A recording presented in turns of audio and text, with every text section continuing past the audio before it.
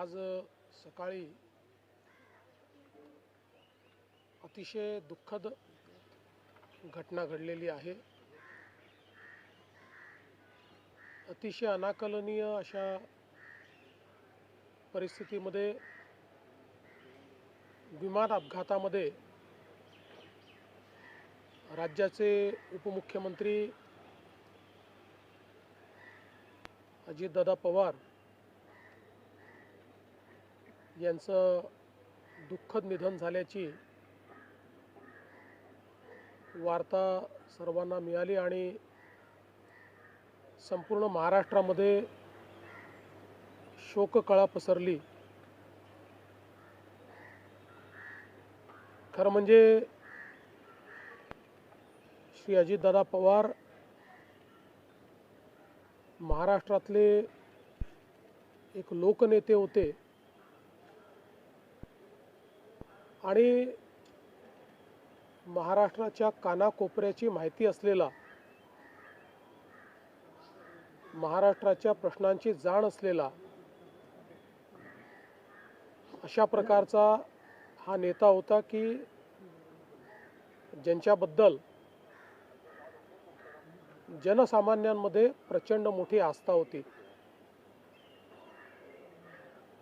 अजितदादा एक अतिशय संघर्षशील अशा प्रकारचं नेतृत्व होतं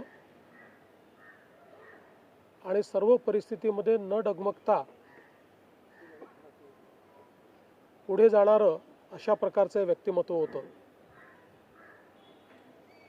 महाराष्ट्राकरता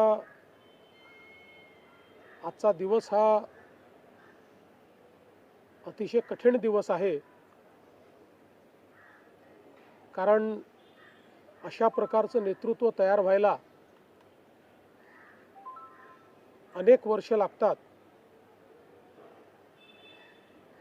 आणि ज्यावेळी महाराष्ट्राच्या विकासामध्ये अतिशय महत्त्वपूर्ण योगदान ते देत होते, अशा काळामध्ये त्यांचं निघून जाणं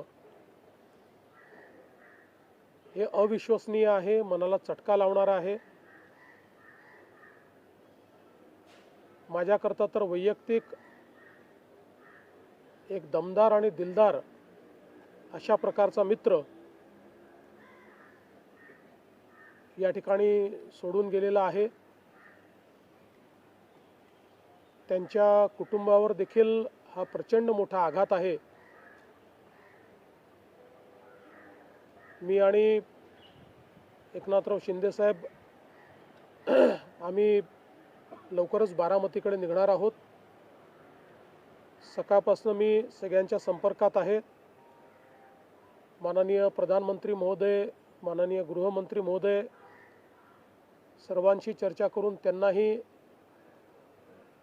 घडलेल्या परिस्थितीची सगळी कल्पना मी दिली आहे। त्यांनीही याबद्दल प्रचंड दुःख हे व्यक्त केलेलं आहे। एकूणच देशातच या संपूर्ण प्रकरणामुळे हळहळ पसरलेली आहे। पुढच्या सगळ्या गोष्टी ज्या आहेत त्या परिवाराशी चर्चा करून ठरवण्यात येतील। सकाळी सुप्रियाताईंशी माझं बोलणं झालं, त्यानंतर पार्थ पवारांशी माझं बोलणं झालं। एकदा संपूर्ण परिवार बारामतीला पोचल्यानंतर पुढच्या सगळ्या गोष्टींचे निर्णय हे त्यांच्या संमतीने घेतले जातील। महाराष्ट्रामध्ये आज शासकीय सुट्टी आम्ही घोषित केलेली आहे आणि त्यासोबत 3 दिवसाचा दुखवटा देखील जाहीर करण्यात आलेला आहे। पुढच्या सगळ्या बाबींची कल्पना ही आपल्याला लवकरच देण्यात येईल। पण मला असं वाटतं की कधीही भरून न निघणारं अशा प्रकारचे नुकसान आहे. महाराष्ट्रातनं असे लोकनेते गेल्यानंतर जी पोकळी तयार होते ती भरून काढणं हे अतिशय कठीण आहे. आणि निश्चितच इतक्या सोबत, इतक्या जवळून आणि इतक्या संघर्षाच्या काळात एकत्रित काम केलेलं आहे की त्यातनं खरं तर अशा गोष्टीवर विश्वास ठेवायलाच मन तयार होत नाही.